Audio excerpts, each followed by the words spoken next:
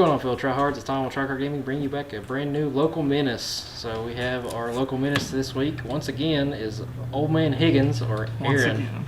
Once again. So the first time on the channel, your first ever deck profile was the first Local Menace with the Kashtira lineup. Mm-hmm. So what were you playing today, and what were your matchups? We played Vanquished Soul today, and first matchup was nobody. We got a bye, so yeah, there we go. First tournament in a few weeks, and we immediately get a bye. And then we played Runic Stun. We played the Fire King Unchained, yours truly, and then we played against Tier Limits, the deck that just refuses to go away. Like, buried already. Like, I'm so tired of seeing it. And of course, we have to represent with the same mat that we had before. And then we also have the new rock token that we have, and then the OG rock token. So, well, without further ado, Aaron, show us what you were playing today. Alrighty, so let's go ahead and start with the Vanquished Soul core here. Obviously, triple Raisin, no big surprise there. You pretty much always have to have this in rotation, otherwise you're not really doing much of anything. So he's literally the lifeblood of the deck. And then we've got Triple Jiaolong, an amazing new addition. So why throw that in the QC? And the QC, thanks to yours truly. Yes, sir. So why 3 Jiaolong? You just want to see more fire names in your deck, and this is, it can reveal itself for its own effect. There's no limitation of saying, like, reveal a fire except for Jiaolong.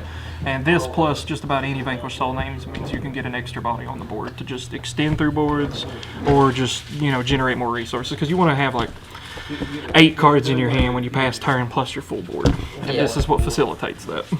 Yep. But I've been bouncing around between like 2 and 3, but I really like 3. Sometimes I'll side one. And we've got 2 Borger. Double Borger. Yep. Good time card. Oh yeah, great time card. Maybe the best time card. And it's Heat Soul on legs, just built into the archetype. But I see a lot of people, they run 3 of this, but I mixed up my ratios a little bit here. I don't really like doing the 3 of, because I like to do the double Valius. So you still have the same ratio, and typically people do 3 Borger, 1 Valius, but I like having the double Valius because, again, he can reveal himself. Sometimes it's cool to see it in the hand, but I don't want to go more than 4 to brick on them. And then, against like Runic or something, it's tragic if you lose the 1 Valius that you have. Because, he's a big point to push for game and clear boards. Would you say this deck needs more normal summons than anything else, right? Like, you think that it needs at least 1. Like, if you need to get Raisin or Mad Love off. I wish they would just give us a field spell already that would let us search for any Vanquished Soul card. That would be amazing. Yeah. Like, that would just take this deck to the next level. But you really do need to see a normal summon. Like, you have to. Yeah. Which, speaking of normal summons, we have 2 Mad Love. I don't really like 3 Mad Love because on his own he doesn't really do a whole lot on his own. The best you could possibly get out of the scenario is to just keep revealing him off a border to keep trying to get to the Raisin. But I don't like seeing multiple in my hand. It's okay to see 1. And also good to note that it is really good against the Unchained matchup because it doesn't pop, it bounces back to hand. And most Unchained cards have 1500 defense, which is the same defense as like your Borger, your Valius, I think Raisin as well. So he is super good in a lot of matchups, just be able to bounce the card back to hand. So sometimes even just passing on him is cool if you have like Valius and Borger in the hand. It's really good. But I still ultimately don't really care for 3 because he doesn't really get you a whole board on his own. Yeah. He's just really an extender to get the back row. And then from here we have 1 Pantera, just a great searchable target. It's really helpful for like when you're dealing with certain Floodgates. Just put it in the row, go Borger, target, and then chain, blow up row. It's really, really good for stuff like that, like Skill Drain, for example. You just bounce it back to hand and pop it. Huh? Would you ever run any more than 1? Just because it's a free special level 4 that you're able to kind of get through. I can't run him at 1 because he's even less of a starter than what Dr. Madlove is. He doesn't generate you anything. He is just strictly put a body on the board. And then plus we run, you'll see later on we have another package that conflicts with having multiple copies of this dude. But he's good for Dempsey if you want to like special 1, normal the other. You could overlay for a Dempsey play to like dump your Raisin and then try to do that. Gotcha. But we do 1. And then we have the spell and trap lineup for the VS Engine, 3 Stake Your Soul. Best spells in the deck. Literally the best in the deck. You have to run it at 3 because another reason, like we're running 3 Jiaolong, you have a Jiaolong plus this. Ash, yeah. Or Ash or anything. Or, just really any fire monster in your hand plus this is full combo just by summoning Raisin, getting Jiaolong, and then linking off Raisin, adding it back to hand, getting your Mad Love search, and continuing to play. Because you still have your normal summon at that point too. But definitely 3, this card is super good. Standard at 3 has to be. Yeah. If only it said stake your Vanquished Soul, then oh god, it'd be so good. And then we run the 1 Continue and the 1 Snow Devil. No Dust Devil. No Dust Devil. Why's that? Well, because Kashtira is no longer a prominent deck. And most of the top decks right now, they don't really care if you're just going to book one of their cards or 2 of their cards, realistically speaking. Like, I just don't see a whole lot of value in it.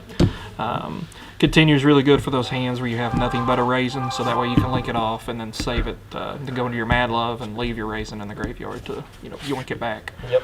And then Snow Devil's just amazing. I mean, burn on time, board wipe, make your Vanquished Soul cards indestructible. It's super, super good. Yeah. Now, from here, the obvious, which this is what I was referring to when we was talking about conflicting with the Pantera. You open up a Pantera plus Fenrir in your hand. It's like, well, that special summon ain't really going to be doing anything. But this engine is super nice in the deck. Just simply, there's a free Earth that you can summon for extra interruption, and then if you need another Earth or a Fire. It also searches itself too if you need an Earth. Yep, literally. And this plus Stake Your Soul is full combo, just by adding Rise Heart to your hand and then revealing for Stake Your Soul, and you literally get the full Vanquished Soul board just off of that.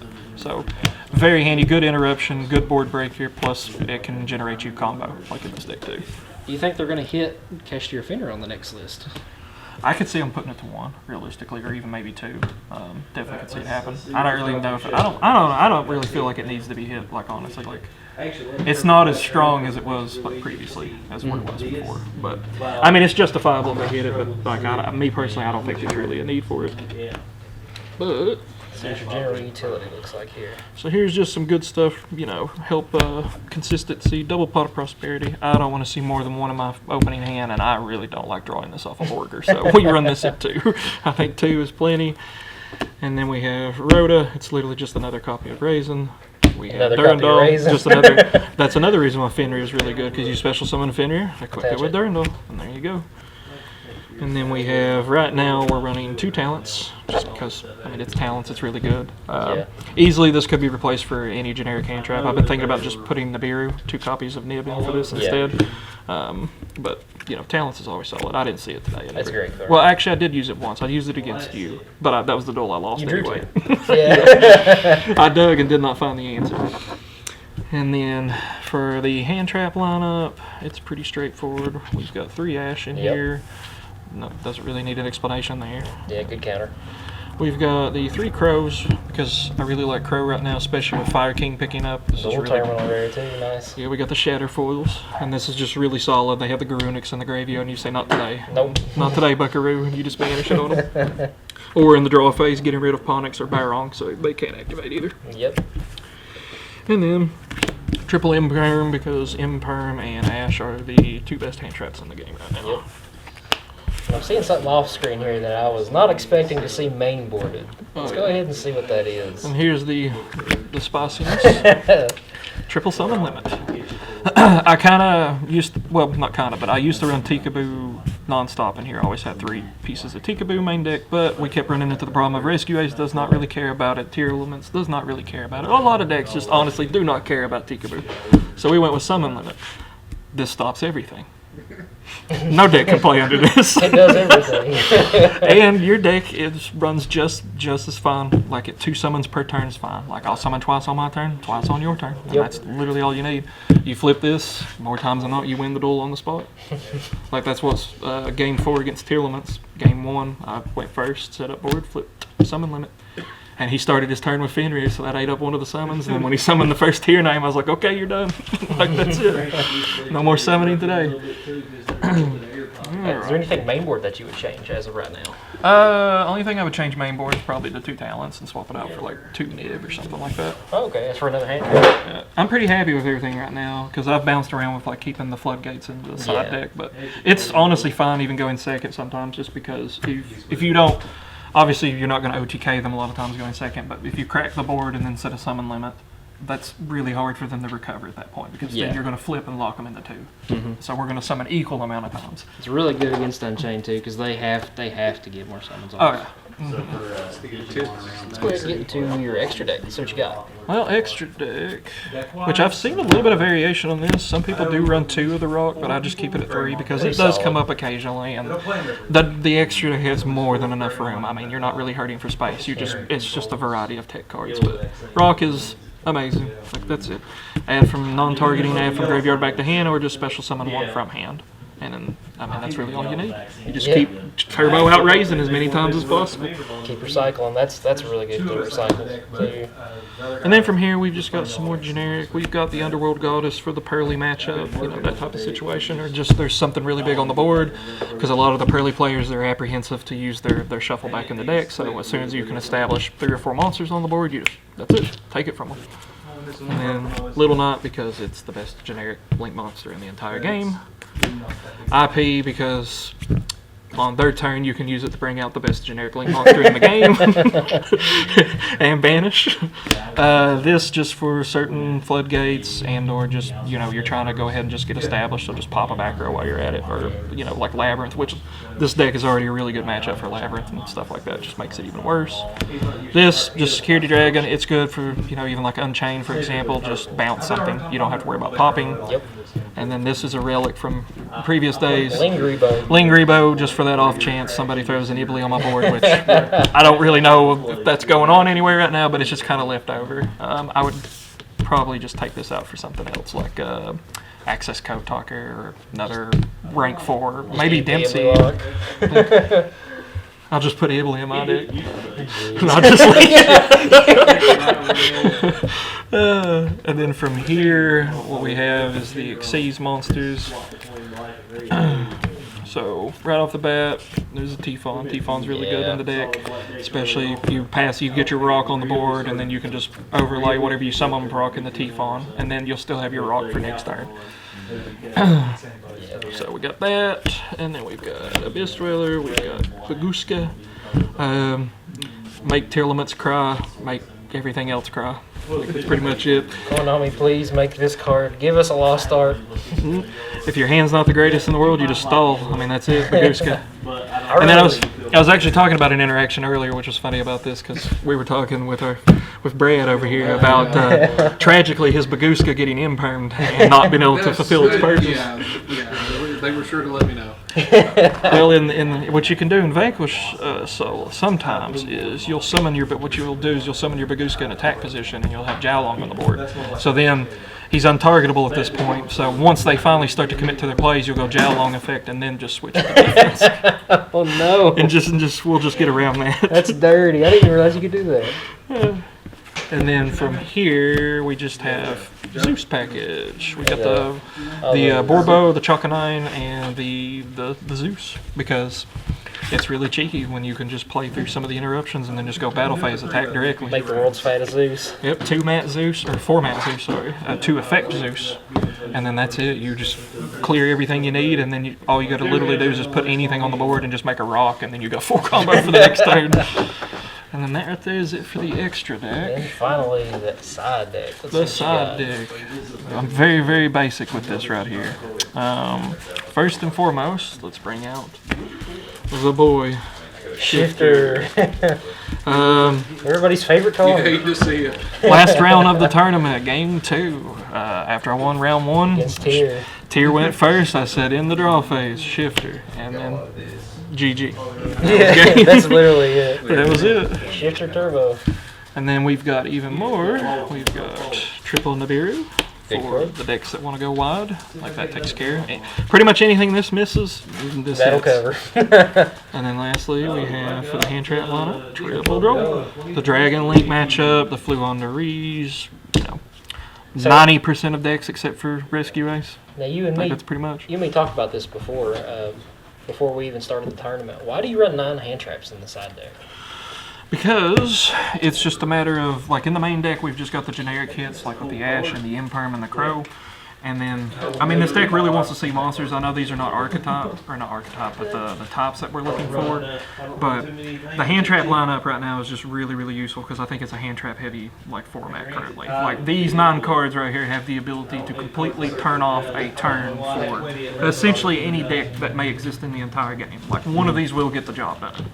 and that's all you want to do is just slow your opponent down, build the card advantage, and just steamroll. Like that's it. So any combination of these will get it done. I mean, most of the time you can just throw in 3 nib, 3 draw, and then sit back and let it do the work for you. And then lastly, we've got Anti-Spell. This card is really good against Fire King. They run a ton of spells. I mean, they've got 2 field spell, 3 of the continuous spell. Some run Pot of Prosperity. I mean, it just kind of goes on and on. I mean, what is there, like 10 spells in the deck? It's good. Yeah, not to mention if you're actually seeing the simple spoil stuff, they run a lot of spells. They run Wanted, they run the one of original. Mm-hmm. So even when they set it off of the Bellstar, they can't actually activate it that turn either, right? No, they can activate it if it's set. Even with ASF up? Pretty sure be able to. Because it says you can't activate turn that. It was, I can't. I'm trying to remember if they can or not in that situation. I'm pretty sure you can activate it when it's set. Because I know you're allowed to place a card face up, and that works, but you can't activate it. If a card says, like, activate a spell card from deck, you can't do it. No, it sets it from... That's a good question. Leave a comment and explain to us. Yeah, let us know down below. Let's see what we can figure out on this. Which I may be swapping this out for something else. Anti-Spell, I mean, it's still solid in matchups. Like when I played against Runic Stun, I mean, I flipped this and he set his whole hand and passed, and that was pretty much that. But against me? Yeah, and against you, you had the, what was it, Pot and Talents in your hand? I had Pot, Talents, and then one of the traps, and I had no way to extend, and I was like, oh, I'm just dead. Talents is pretty much the main reason I threw it in there, because I was just like, I hate, Talents is really annoying against this, with this deck, so we're just like, we're going to cut that out right now. Oh, man. Let's see, what you got? And then we got Triple Evenly. Yeah, good card. Good card is good. Just a good removal. I might swap this around and do like a 2 Lightning Storm and a Harpy's Feather Duster, and maybe something kind of offshoot, like Spellbound, maybe something like that, throw in here. But I mean, these get the job done. I saw Anti-Spell twice, never saw Evenly. Yeah, I know this definitely won the game against you and me. That was a killer card. I mean, when it works, I mean, it works too good. That's the problem. Well, Aaron, we appreciate you for your deck profile. Is there any shout-outs that you have, or any changes? Let's say any changes you would have before we leave. I know you mentioned that if you switched anything in the extra deck, you'd probably add an access code and cut a... Cut the Lingeribo, put an access code talker in, like that would be an option. Even like Unicorn, maybe another rank 4 like Dempsey or something like that. And then swapping these around for like back row removal, stuff like that. And then maybe just changing the triple tax. I mean, it's a good card, but having more attributes is also very nice. Like this could easily be like double Kurikara or Dogaran, you know, something like that. Or Fire Names. Well, do you have any shout-outs before we go? Yeah, do it for Dale. Raise Dale, praise Dale. Cool. Guys, that's going to be it for this deck profile video. Again, Aaron, we thank you for being able to present us your deck and for being this week's Local Menace. Guys, my name's Tricard Time of Tricard Games. This is Ol Man Higgins. See you. We'll see you next time. See you, tryhards.